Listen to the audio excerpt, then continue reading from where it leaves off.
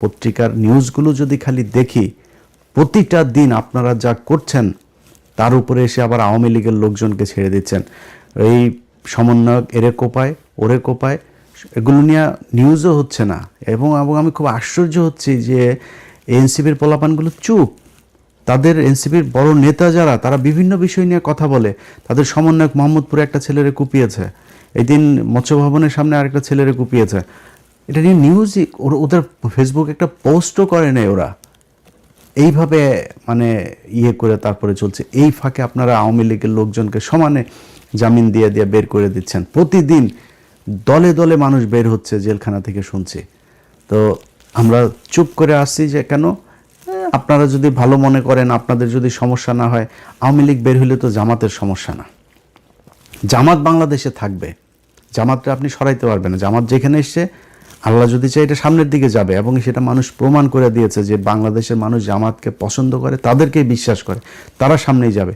সামনে আপনারা মুক্তিযোদ্ধার চেতনার দল না, আওয়ামী লীগ কিন্তু মুক্তিযোদ্ধার মূল মানে মালিক, কিন্তু এই 54 বছরে নিজেদেরকে ওই জায়গায় নিয়ে গিয়েছে। তারা ইতিহাস পুরোটা তাদের মতো করে তৈরি করেছে। এইখানে আপনি যত কিছুই প্রমাণ করতে যান, সব শেষ যেটা প্রমাণ করতে পারবেন, জিয়াউর রহমান স্বাধীনতার ঘোষণা দিয়েছিল।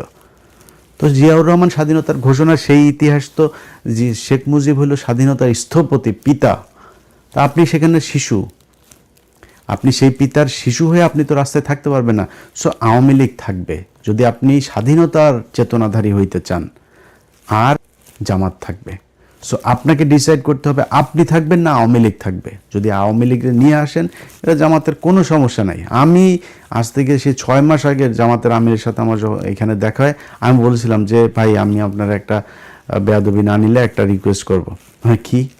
আমরা বলছি আওয়ামী লীগকে এবার নির্বাচনে আসতে দেন। উনি সোফায়, আমরা দুজন পাশাপাশি বসে, উনি পা উঠে, কেন ইলিয়াস, কেন, কি? আমি বললাম এই যদি নাকি এদেরকে আনেন, এদের ভোট কিন্তু বিএনপিকে দিবে, এদেরকে আসতে দেন, 2 দলে ভাগ হবে, মাঝখান দিয়ে আপনারা ক্ষমতায় যাবেন।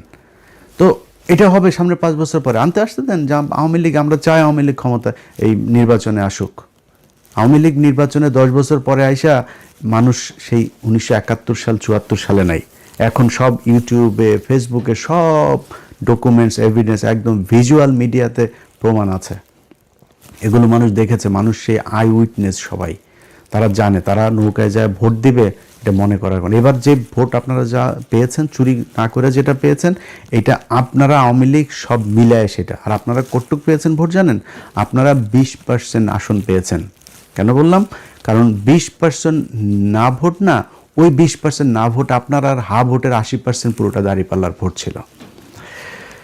তো এটার ওই যে বট মট বলে, বট যদি হয় তো বট তো বটই, বট হইয়া ভোটের কি ইকুয়েশন কি?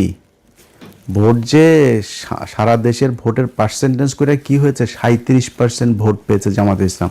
বাংলাদেশে 37% বট, ওইটা বট যা ভোট দিয়ে আসছে। সো এই নিয়ে সন্তুষ্টি নিয়ে বসে থাকেন, আর দেশ এমনি চালান। চালাইতে চালাইতে তারপরে দেখবেন সামনে মানুষ জুতা দিয়া তারপরে গদির থেকে নামাবে। যেভাবে দেশ চালাচ্ছেন, এইভাবে দেশ চলুক। এইটা অন্তত এইবারের এই পরিস্থিতিতে এসে, এইরকম নির্বাচনে একটা সরকার এসে এরকমভাবে দেশ চালাবে, এটাই দেশের মানুষ চায় নাই। অতএব ভাই, আমরা এখনও বলছি, আপনাদের সময় দিতে চাই। আমরা আপনাদেরকে নিয়ে খুব খুব ঠান্ডা মাথায় আছি, একদম সময় দিচ্ছি, কোনো কথা বলছি না, নিজে নিজে কোনো মানে অনুসন্ধান করে কোনো বিষয় নিয়ে, কোনো নেতারে নিয়ে কোনো কিছু করছেও না। আপনাদের সুযোগ দিচ্ছে, আপনারা চালান। আমরা চাই বিরোধী দল একটা তো 2টা দল তো দেশে থাকবেই। আমরা চাই বেটার আওয়ামী লীগের চাইতে আপনারা থাকেন, জামাতরে থাকতেন। আর জামাতরে এই যে শেষ করে দিয়ে তারপরে আওয়ামী লীগকে নিয়ে আসবেন, এটা মনে করার কোনো কারণ নাই। আপনি জামাতরে শেষ করে দিবেন না, মনে করেন আপনি আবার আওয়ামী লীগের মতো নিবন্ধন সব বাতিল করে দলরে একদম করে দিলেন, ব্যান করে দিলেন। আজ থেকে 15 বছর পরে যায় দেখবেন বিএনপির মহাসচিব জামাত ইসলামের রোকন। বলে রাখলাম এটা আপনারে। অতএব এদেরকে সরাইতে পারবেন, এদেরকে শেষ করতে পারবেন না। এরা দল করে পকেটের টাকা দিয়া, আর এদের দল করার মানে সত্যি হোক মিথ্যা হোক, এরা ভুল হোক আর আপনি ভুল হন, যেই ভুল হোক, এরা দল করে উপরে একজনকে খুশি করানোর জন্য। এদের আপনি সরাইতে পারবেন না। যার মৃত্যুর যার ভয় নাই, যে ফাঁসি হয়ে যাবে শোনার পরেও যে এটারে রিভিউ করার জন্য রাষ্ট্রপতির কাছে যায় না, আপিলটা পর্যন্ত করে না, এই দলের আপনি সরাবেন কীভাবে? এটা সম্ভব না, এটা সরানো।